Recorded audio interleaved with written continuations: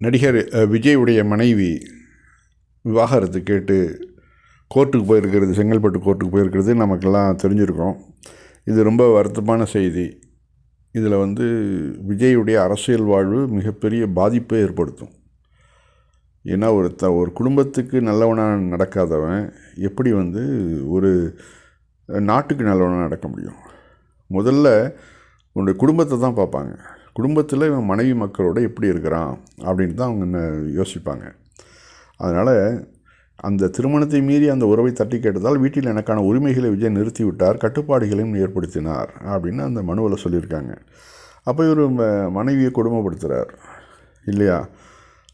இது மிகப்பெரிய தவறு. ஆனால் மீட்டிங்கில் நான் பெண்களுக்கு பாதுகாப்பு கொடுப்பேன், பெண்களை நாங்கள் கண்ணியமாக நடத்துவோம் அப்படின்னு சொல்லிட்டு இவர் பேசுகிறத பார்க்குறோம். இது மிகப்பெரிய தவறு.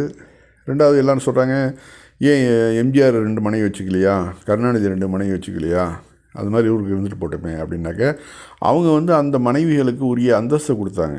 இப்போ தயாளு அம்மாலும் சரி, மற்ற ராஜாத்தி அம்மாள் 2 பேரையும் பக்கத்தில் வச்சுக்கிட்டு தான் எந்த ஒரு பிரச்சனையும் இல்லாமல் தன்னுடைய வாழ்க்கையை ஓட்டிகிட்டு இருந்தார். அதே மாதிரி அவருடைய வாரிசுகள் கனிமொழியாக இருக்கட்டும், முதல்வர் மு க ஸ்டாலினாக இருக்கட்டும், எந்த ஒரு மனஸ்தாபமும் இல்லாமல் அவர்கள் தங்களுடைய அரசியல் வாழ்வை அவர்கள் பாணியில் கொண்டு போயிட்டுருக்கிறத பார்க்குறோம். எந்த ஒரு முருகலும் கிடையாது.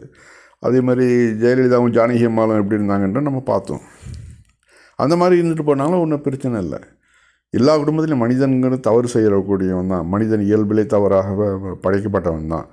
தவறு செஞ்சால் திருந்திட்டு சரி நான் இனிமேல் நல்லபடியாக நடந்துக்கிறேம்மா அப்படின்னு சொல்லி நடக்கிறத விட்டுட்டு மனைவியை கண்ட்ரோல் பண்ணுறாருல, அது மிகப்பெரிய தவறு. இதனால் அவருடைய அரசியல் வாழ்வு பாதிக்கப்படும். அவருடைய ரசிகர்கள் தவறான வழிக்கு போகிறதுக்கு இதெல்லாம் ஒரு எக்ஸாம்பிளாக மாறும். அது நல்லா புரிஞ்சுக்கணும் விஜய் அவர்கள். இப்பவும் சொல்கிறேன், உறுதியாக சொல்கிறேன், சத்தியமாக சொல்கிறேன், பெண் குழந்தைகள் பாதுகாப்பு நம்ம ஆட்சியில் நம்பர் 1 இருக்கும்.